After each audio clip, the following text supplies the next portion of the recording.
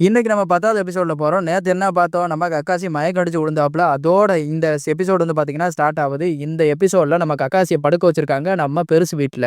நம்ம கக்காசி ஏன் மயங்கி விழுந்தாரு அப்படின்னு பார்த்தீங்கன்னா, ஷேரிங்கான்ற அந்த ஐய வந்து பார்த்தீங்கன்னா, இவரு ரொம்ப யூஸ் பண்ணிட்டாரு. அந்த கண்ல உள்ள பவர, அந்த வேகம் வந்து பார்த்தீங்கன்னா, இவர தாக்கி தான் இவரு மயக்கம் போட்டு விழுந்துட்டாரு. அதுக்கப்புறம் நம்ம சாக்குரா கேட்கிறா, "அந்த ட்ராக்கிங் நிஞ்சா எப்படி வந்தான்? அவன் வந்து பார்த்தீங்கன்னா, அவங்கலாம் யாரு?" அப்படின்னு கேட்கிறா. ட்ராக்கிங் நிஞ்சா வந்து பார்த்தோன்னா, "அவன் பொணத்த எடுத்துட்டு போயிருக்கான் அப்படின்னா, அவன் பொணத்த தடயமே இல்லாம அழிச்சிருவான். அதான் உங்களுக்கான வேலைன்னு" வந்து கக்காச்சி சொல்லிட்டு இருக்காப்ல. அதனால அவனோட பாடி கூட இனிமே கிடைக்காது அப்படின்னு வந்து பார்த்தோன்னா, நம்ம மாஸ்க் போட்ட பையன பத்தி வந்து பார்த்தோன்னா, கக்காசி சொல்லிக்கிட்டு இருக்காப்ல. இந்த இடத்துல வந்து பார்த்தீங்கன்னா, சீன் கட் பண்ணா யார காட்டுறாங்கன்னா, நம்ம ருத்ரன் செத்து கிடக்கான் பாருங்க. இவன் பொணத்த வந்து பார்த்தீங்கன்னா, அப்படியே முடிக்க போறான். கத்தி எடுத்து அப்படியே மூஞ்சி முன்னாடி வெட்டலான்னு கொண்டு போம்போது, நம்ம ருத்ரன் முடிச்சுட்டாங்க. அப்புறம் தாங்க ட்விஸ்ட் தெரியுது. தூக்கிட்டு போனான் பாருங்க. இவன் ட்ராக்கர் நிஞ்சாவும் கிடையாது, எந்த நிஞ்சாவும் கிடையாது. சும்மா பீலா விட்டு போயிருக்காங்க. இவன் வந்து நம்ம ருத்ரனோட ஆளு தாங்க. அவன் வந்து பார்த்தீங்கன்னா, அந்த ஊசியில செம்ம ஒரு ட்ரிக் வச்சிருக்காங்க. அந்த ஊசிய எடுத்து வந்து பார்த்தீங்கன்னா, குத்தணும் அப்படின்னா கரெக்ட்டா கழுத்த பார்த்து குத்தணும் அப்படின்னா, கரெக்ட்டான அளவுல இறக்கி குத்துனோம்னா, கொஞ்ச நேரத்துக்கு நாடி துடிப்பு, உயிர்லாம் வந்து இருக்காது. அந்த மாரி வந்து எல்லாம் தெரிஞ்சுக்கிட்டு தான் வந்து பார்த்தீங்கன்னா, நம்ம ருத்ரன் கழுத்துல ஊசிய சொருகியிருக்கான். அந்த ஊசியோட நேரம் முடிஞ்சுக்கிட்டதுக்கு அப்புறம் வந்து பார்த்தீங்கன்னா, இவனுக்கு உயிர் துடிப்பு வந்துருச்சு. இவன் முழிச்சுக்கிட்டான். அந்த இடத்துல தான் வந்து பார்த்தீங்கன்னா, என்னதான் உதவி செஞ்சாலும் இவனையே தூக்கி போட்டு வைறான். இந்த மாரிலாம் பண்ணிட்டு திரியாதன்னு சொல்லி கொஞ்சம் கூட நன்றி கெட்டத்தனமா வந்து பார்த்தீங்கன்னா, காப்பாத்துனவனே வஞ்சுக்கிட்டு, ஆனா அடுத்த வாட்டி அந்த காப்பி நிஞ்சாவ நான் கொல்லாம விடமாட்டேன். அவன் ஷேரிங் அண்ண புடுங்காம விடமாட்டேன்னு சொல்ல, இந்த பக்கம் நம்ம கக்காசி விழிச்சுக்கிட்டாப்ல.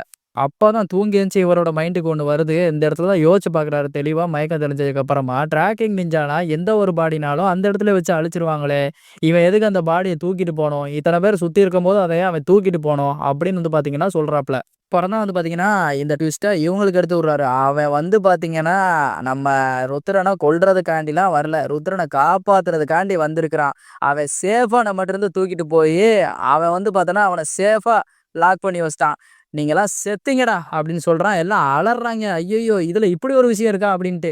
கக்காசி சொல்றாப்ல, "இப்பவே ட்ரெய்னிங் ஸ்டார்ட் பண்ண போறேன். நான் உங்க 3 பேருக்கு கடுமையான ட்ரெய்னிங் குடுக்க போறேன். அடுத்த வாட்டி அவன அடிக்கிற அடியில அவன் இடுப்பெலும்பெல்லாம் நொறுங்கணும். அப்படியே பொறி மாரி சிதறணும். அதனால ட்ரெய்னிங் வந்து கடுமையா இருக்கும். உங்க 3 பேருக்கு இனிமே நான் இங்க வச்சு ட்ரெயின் குடுக்க போறேன்னு" வந்து பார்த்தீங்கன்னா, நம்ம கக்காசி சொல்றாப்ல. அதுக்கப்புறம் வந்து பார்த்தோன்னா, "நருட்டோ நீ சூப்பரா பண்ண. உன்னோட பிளான் பக்காவா இருந்துச்சு" நம்ம கக்காசி சொல்ல, அந்த இடத்துல ரூம்குள்ள இருந்து ஒரு பொடியன் ஓடி வந்து, தாத்தான்னு சொல்லிட்டு, "இவங்கலாம் யாருன்னு?" சொல்லி இவங்கள போட்டு வைறியான். நருட்டோ வந்து பார்த்தீங்கன்னா, இவன் திட்டி போட்டு ஓடுறான். அதுக்கப்புறமா இவன் எங்க ஓடுறான், என்ன பண்றான்னு சொல்லி பார்க்கும்போது தான் வந்து பார்த்தீங்கன்னா, கதவ திறந்து பார்க்குறான். பார்த்தா அவன் அப்பா ஃபோட்டோவ எடுத்து உட்காந்து கண்ணீர் வடிக்க வடிக்க அழுதுகிட்டு இருக்காங்க.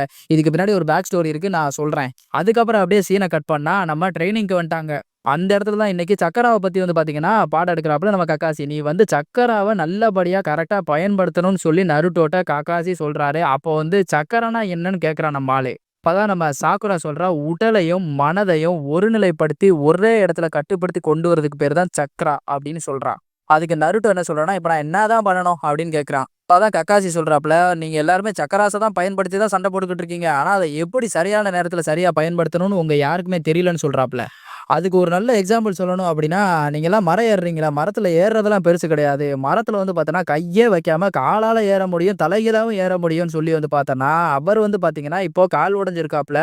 நான் கால் உடைஞ்சிருந்தாலும் என்னோட கைய யூஸ் பண்ணாம கால வச்சு எப்படி மரத்துல ஏறி காட்டுறேன்னு சொல்லி மரத்துல ஏறி காட்டுறான்.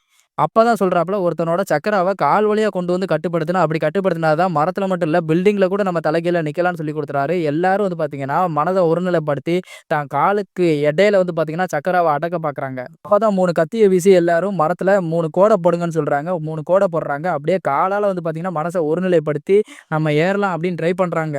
நருட்டோ ஓடி போய் எப்பயும் போல வந்து பார்த்தீங்கன்னா, நான் தான் ஏறுவேன். ஐன்னு ஏறுறான். வந்து பார்த்தீங்கன்னா, டமார்னு விழுந்துட்டான். நம்ம சாஸ்கே வந்து பார்த்தீங்கன்னா, ஒரு கோட போட்டு விழுந்துட்டாப்புல. பாதி தூரம் போயிட்டான். அதுக்கப்புறம் நம்ம சாக்குரா வரா. பார்த்தா சாக்குரா வந்து பார்த்தோன்னா, ஃபர்ஸ்ட் அட்டெம்ப்ட்லயே மேல ஏறி கோட போட்டு ஜம்முன்னு உட்காந்துட்டா. "என்னடா இது ஆச்சரியம்! இவங்களால முடியாதத சாக்குரா முடிச்சுட்டா" அப்படின்னு தானே பார்க்குறீங்க. அப்பதான் நம்ம கக்காசி சொல்றாப்புல, 3 பேர்லயும் வந்து பார்த்தீங்கன்னா, சாக்குரா மட்டும் தான் சக்ராவ கண்ட்ரோல் பண்றதுல சரியான ஆளு. நம்ம டீம்ல சக்ராவ செம்மையா கண்ட்ரோல் பண்ணி பேலன்ஸ் பண்றதுல ஒரு ஆள் இருக்காங்க. அவ தான் சாக்குரான்னு சொல்றாப்புல. உடனே வந்து பார்த்தீங்கன்னா, 2 பேரும் செத்தே போயிட்டாங்கங்க சாக்குராவ பார்த்து. அப்படியே சீன கட் பண்ணா நம்ம குட்டையனோட இடத்த காட்டுறாங்க.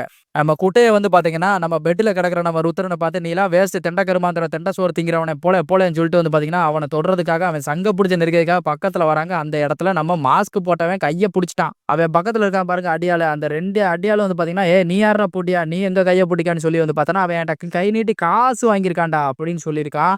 அதனால 2 அடியாள் ஓடி வராங்க. அந்த 2 அடியாளையும் வந்து பார்த்தீங்கன்னா, அந்த சின்ன பையன் ஒரே வாள வச்சு தடக் புடக்குன்னு வெட்டி தள்ளிட்டாங்க. ஆனா வெட்டல. கொஞ்சம் விட்டிருந்தா வெட்டியிருப்பான்ற மாரி கழுத்துல கத்திய வச்சிருக்கான். அப்பதான் சொல்றான், "என் குருநாதர யாரும் டிஸ்டர்ப் பண்ணாதீங்க. என் தலைவன் அவரு. அதனால இடத்த காலி பண்ணுங்க. அவர் ரெஸ்ட் எடுக்கணும். வெளிய போங்கடா" அப்படின்னு சொல்றான். அப்படியே இந்த ட்ரெய்னிங் இடத்த காட்டுனோம்னா, நம்ம சாக்குராட்ட நம்ம நருட்டோ கேட்குறான், "ஏய் ஏய் எப்படி இத நீ பண்ண? எப்படி நீ இத ஃபர்ஸ்ட் அட்டெம்ப்ட்லயே ஓடி போய் ஏறுன?" அப்படின்னு கேட்குறான். அப்பதான் நம்ம கக்காசி நினைக்கிறான், இந்த நருட்டோ பயலுக்கு தான் எல்லாத்த விட சக்கர அதிகம். நைன் டெயில் ஃபாக்ஸே வவுத்துக்குள்ள வச்சிருக்கான். ஆனா இவன்ட்ட இப்படி கேட்கறான்னு நினைக்கிறான். அதுக்கப்புறமா சக்கராவ பயன்படுத்த வாரான். இதோட இந்த எபிசோட் முடியுது. நாளைக்கு எபிசோட்ல சந்திக்கலாம். வணக்கம். பாய் பாய்.